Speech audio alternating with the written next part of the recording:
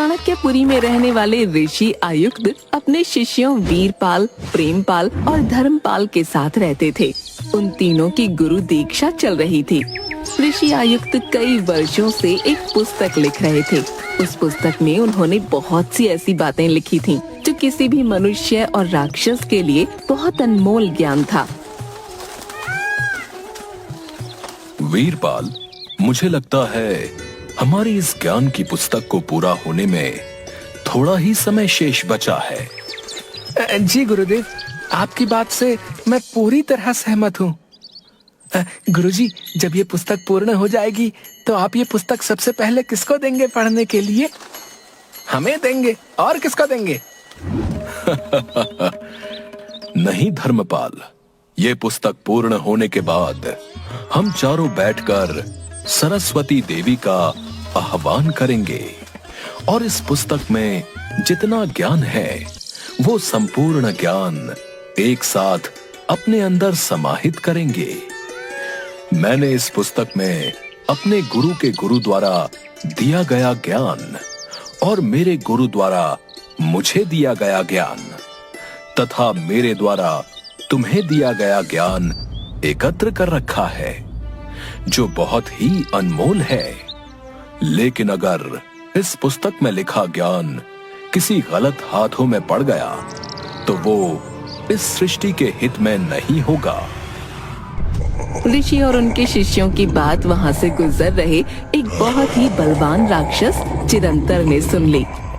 छू मंतर छू, ये पुस्तक पूरी होते ही कहाँ पाएगा तू? कुछ समय बाद ऋषि आयुक्त और उनके शिष्यों के द्वारा लिखी जा रही पुस्तक पूर्ण होती है।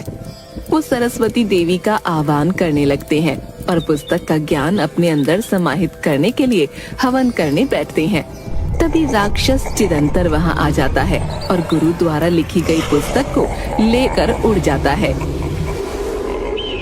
छू मंतर छू, अब ये पुस्तक कभी नहीं पाएगा तू। आज से ये मेरी हुई। वो पुस्तक को लेकर दूर पहाड़ों पर चला जाता है। गुरुजी, क्या हमारे पास कोई तरीका नहीं है इस राक्षस को रोकने का? नहीं, हमारे पास अभी इसे रोकने का कोई तरीका नहीं है।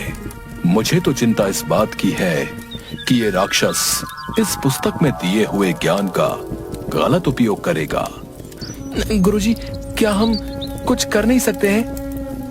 नहीं पुत्र, अभी शायद इसका सही समय नहीं आया है।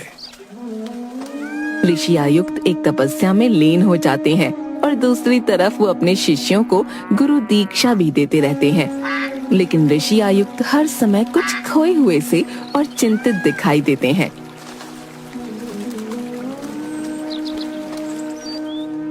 प्रेमपाल, जब से वो राक्षस चिरंतर पुस्तक ले गया है, तब से गुरुजी हमेशा खोए खोए से रहते हैं और भोजन भी ठीक से नहीं करते। तुम सही कह रहे हो वीरपाल, मुझे भी उनके स्वास्थ्य की चिंता होने लगी है। लेकिन जब भी गुरुजी से कुछ पूछने की कोशिश करो तो वो हमेशा बिना कुछ उत्तर दिए वहां से चले जाते हैं। हाँ मित्र, तुम सही कह रहे हो, लेकिन हम कर भी क्या सकते हैं? इस तरह काफी समय बीत जाता है।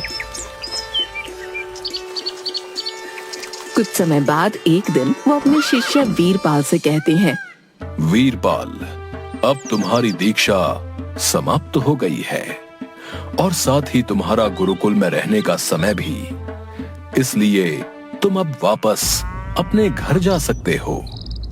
गुरुजी, आपकी गुरु दक्षिणा? मैंने तुम्हें गुरु दक्षिणा के लिए ज्ञान नहीं दिया है, बल्कि इसलिए दिया है कि तुम मेरे द्वारा दिए गए ज्ञान का सही उपयोग करो और इसे सिर्फ अपने तक मत रखना, दूसरों में भी बांटना, क्योंकि ज्ञान को बांटने से वो और अधिक बढ़ता है।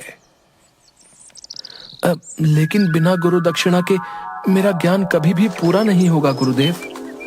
ठीक है, अगर तुम सच में मुझे कुछ देना चाहते हो तो तुम हमारी वो ज्ञान की पुस्तक वापस ले आओ। जी गुरुदेव, जैसी आपकी आज्ञा। परंतु गुरुदेव, वीरपाल पुस्तक कैसे वापस लाएगा, क्योंकि वो पुस्तक तो उस दुष्ट राक्षस चिरंतर के पास है और वो राक्षस हमेशा उस पुस्तक को अपने साथ ही रखता है। चाहे जो भी हो जाए, लेकिन मुझे गुरुजी को गुरु दक्षिणा तो देनी ही है, और उन्होंने मुझसे गुरु दक्षिणा में वो ज्ञान की पुस्तक मांगी है, इसलिए मैं जाऊंगा उस पुस्तक को लेने। ठीक है वीरपाल, वो राक्षस चिरंतर हिमालय पर रहता है, तुम्हें उसके पास जाना होगा। तुम हमारा अश्व वायु अपने साथ ले जाओ, लंबे सफर में ये तुम्हारी सहायता करेगा। जी गुरुदेव, जैसी आपकी आज्ञा। ये 3 मोती भी अपने पास रखो। ये कोई साधारण मोती नहीं है। उस राक्षस से पुस्तक वापस लाने में अगर किसी पल तुम्हें ऐसा लगे कि तुम कुछ नहीं कर सकते, तो तुम इसमें से एक मोती का प्रयोग करना। वीरपाल गुरु को प्रणाम करके और अपने गुरु मित्रों से विदा लेकर वायु अश्व पर सवार होकर हिमालय पर्वत की ओर निकल पड़ता है।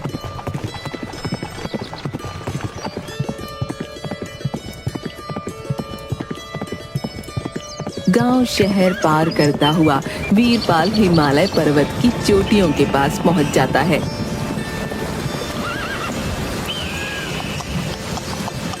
और वहां अपने घोड़े वायु को छोड़कर पैदल ही आगे का रास्ता तय करता है।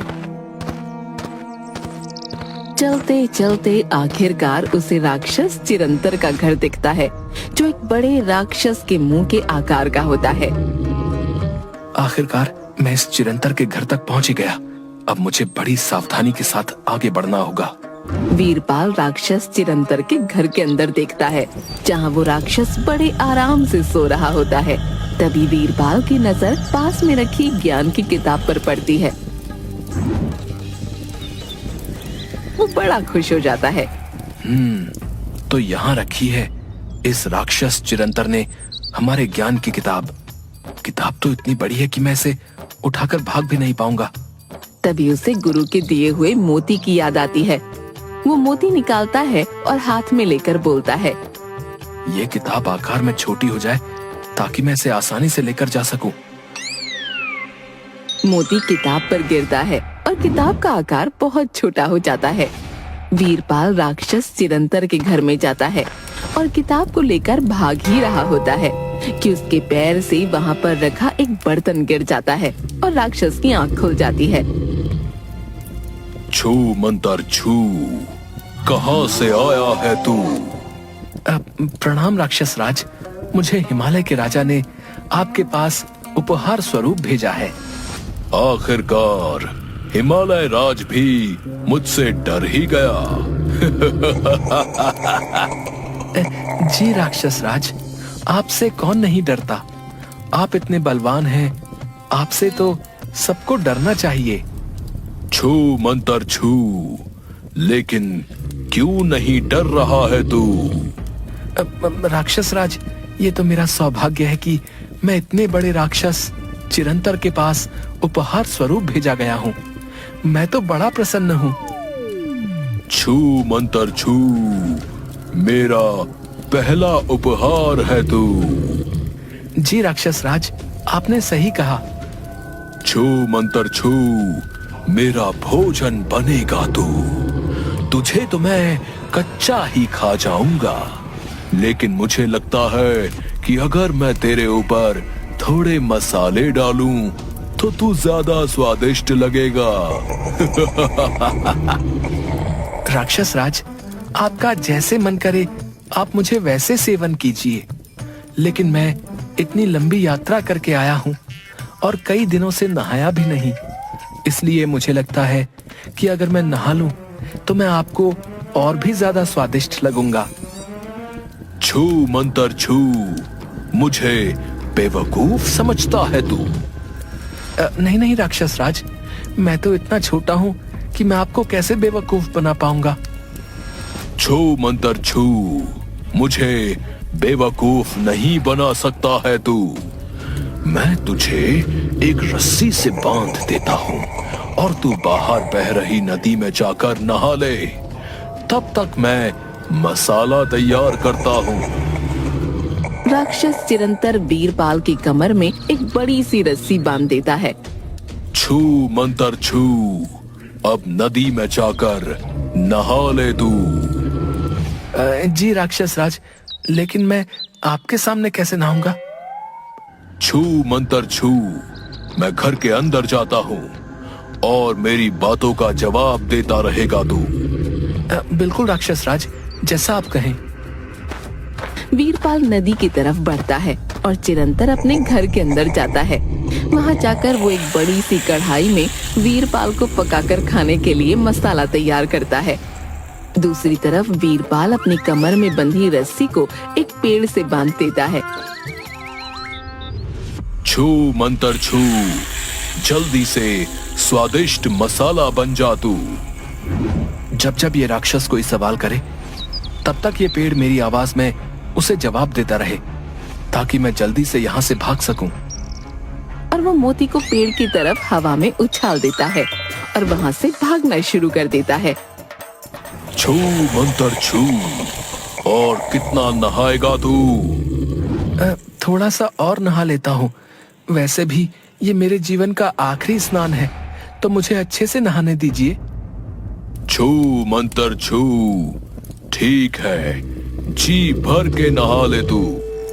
आप कितने दयालु हैं राक्षस राज। बस मैं थोड़ी देर और नहाकर अंदर आता हूँ, आपका स्वादिष्ट भोजन बनने। दूसरी तरफ वीरपाल तेजी से भागते हुए काफी दूर निकल जाता है। छू मंतर छू, अब बस कर, कितना नहाएगा तू? बस राक्षस राज, थोड़ी देर और। थोड़ी देर करते हुए काफी देर हो जाती है। छू मंतर छू, अब और नहीं नहाएगा तू? जैसी आपकी आज्ञा राक्षस राज, अभी आता हूँ। छू मंतर छू, कहाँ है तू? यहाँ हूँ मैं। छू मंतर छू, मुझे नहीं दिख रहा है तू। यही तो हूँ राक्षस राज, इस तरफ। गुस्से में चिरंतर रस्सी को खींचता हुआ आगे बढ़ता है और देखता है कि रस्सी तो पेड़ से बंधी हुई है। वो गुस्से में रस्सी को खींचता है और पेड़ जड़ से उखड़कर जमीन पर गिर पड़ता है। छू मंतर छू, कहाँ छुपेगा तू? मैं तो यही हूँ राक्षस राज। चिरंतर वीरपाल को पकड़ने जाता है और थोड़ी ही देर में वीरपाल के पास पहुंच जाता है। वीरपाल उसे देखते ही पहाड़ों की झाड़ी में छुप जाता है और आखिरी मोती हाथ में लेता है। हिमालय पर्वत पर निवास करने वाले पशु, पक्षी, वृक्ष, झाड़ियाँ, जलवायु, आकाश, आप सब इस राक्षस चिरंतर से बचने में मेरी मदद कीजिए। जब तक मैं यहाँ से भाग न जाऊं, तब तक आप इसे यहीं पर रोक कर रखिए। राक्षस चिरंतर हवा में उड़ता हुआ वीरपाल को ढूंढ रहा होता है कि तभी वहाँ बर्फीली आंधी शुरू हो जाती है। छू मंतर छू, दिखाई नहीं दे रहा है तू? इस बर्फ की आंधी को भी अभी आना था।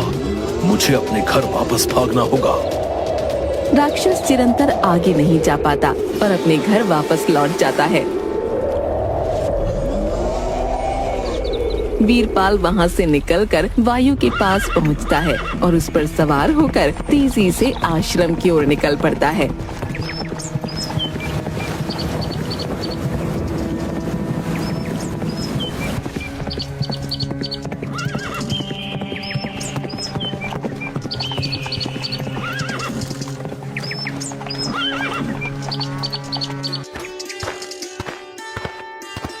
प्रणाम गुरुदेव, मैं वापस आ गया। वीरपाल, मेरे शिष्य, तुम वापस आ गए। तुम्हें देखकर मुझे बहुत प्रसन्नता हो रही है कि तुम बिल्कुल ठीक हो। जी गुरुदेव, मैं ठीक भी हूँ और ज्ञान की पुस्तक भी वापस ले आया। ये देखिए। मुझे तुम पर गर्व है पुत्र वीरपाल। लेकिन एक मुश्किल है गुरुदेव। ये पुस्तक अपने आकार से बहुत छोटी हो गई है, क्योंकि मैंने इसे यहाँ लाने के लिए आपके दिए हुए मोती का प्रयोग करके इसके आकार को छोटा किया। परंतु अब मेरे पास कोई मोती शेष नहीं बचा है जिससे मैं इस पुस्तक को फिर से उसके आकार का कर सकूं। इस पुस्तक को बड़ा कैसे करना है वो मुझे आता है, तुम तनिक भी चिंता ना करो। अब तुम जल्दी से ये पुस्तक लेकर आश्रम के अंदर छुप जाओ, क्योंकि इस पुस्तक की तलाश में वो राक्षस चिरंतर अवश्य यहाँ आएगा। जी गुरुदेव, जैसी आपकी आज्ञा। छू मंत्र छू, मुझे पता है यहीं छुपा है तू। सत्य कहा तूने चिरंतर, छू मंत्र छू, अब नहीं बचेगा तू। तो खुद को बहुत बड़ा राक्षस राज समझता है ना? मैं खुद वीरपाल को तुम्हारे हाथों सौंप दूंगा, लेकिन तुम्हें पहले इस बात का सबूत देना होगा कि वाकई में तुम एक बहुत बड़े राक्षस राज हो। छू मंत्र छू, क्या देखना चाहता है तू? अगर तू बहुत बड़ा राक्षस राज है तो अपने आकार को इस आकाश तक बड़ा करके दिखा। छू मंत्र छू, अभी मेरी शक्ति को मन लगा तू।